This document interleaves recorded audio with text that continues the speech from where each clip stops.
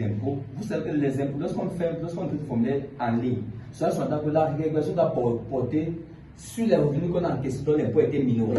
C'est-à-dire si mon employeur n'a pas bien calculé des impôts sur mon salaire, et si je juge que non, c'est faux parce que je lui connais un peu, je peux calculer le reliquat et mettre la régularisation.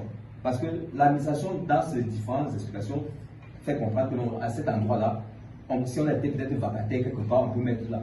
Nous disons que, honnêtement parlant, si on veut rester dans la cohérence, la logique, pour nous, c'est un peu curieux. Et ce n'est pas vraiment ce qui doit être fait là-bas. Donc, s'il y a une différence là à mettre parce que votre employeur a obtenu moins, peut-être moins de PPP, peut-être la TDN n'a pas été bon, vous pouvez mettre, si vous connaissez en matière de paye. Parce que si on considère que le particulier qui est vous, qui est moi, est un profane et s'il ne maîtrise pas beaucoup, donc il faut que le formulaire ait été adapté pour qu'il puisse travailler simplement. Donc pour ma part, considérez simplement que votre employeur qui vous paye a tout retenu les impôts et a reversé.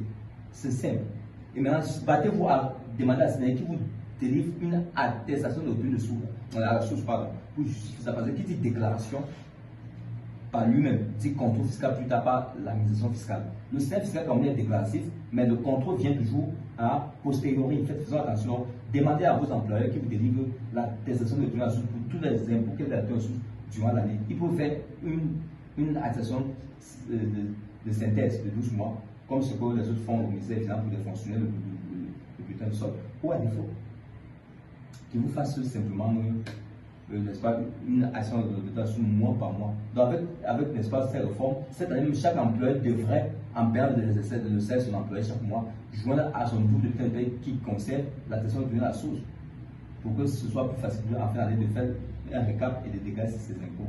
Donc pour ici, vous ne mettez rien parce que vous sous-entendez que le bureau d'emploi a tout retenu. Parce que lorsqu'il y a un souci, votre employeur risque même de, n'est-ce pas, de subir plus gros que vous. Parce que lorsqu'il y a un souci, votre employeur est conscient en fiscalité comme un redevable des cas. La loi l'a chargé de retenir les impôts sur vos salaires et de reverser. Donc en principe, lorsqu'il y a un souci, c'est lui qui sera poursuivi en premier ressort. N'oubliez pas ça. Donc ça ne sert à rien pour vous d'aller recalculer, d'aller prenez votre bulletin comme j'ai dit, comme j'ai montré, vous faites comme j'ai dit et c'est terminé.